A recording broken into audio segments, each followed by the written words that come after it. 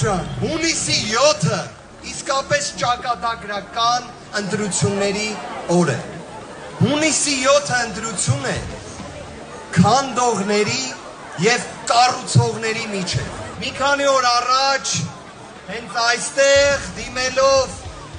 աբովյանցիներին տարբեր մտքեր էին ձեզ ներկայացնում, խոսում էին արտաքին մարտահրավերներից։ Ժողովուրդ ջան, պատկերացրեք, մեր տնտեսվարողները այնպիսի խնդիրների առաջ են կանգնած, որ Հայաստանի նորագույն պատմության մեջ երբեք չեն ունեցել։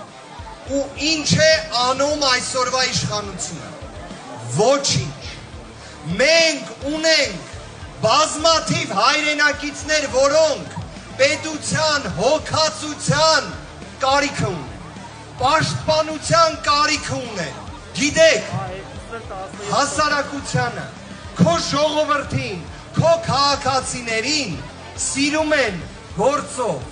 արդյունքներով, աղքատությունը վերացնելով, բարեկեցություն ստեղծելով, այլ ոչ թե զուտ բառերով։ Աստված պահապան։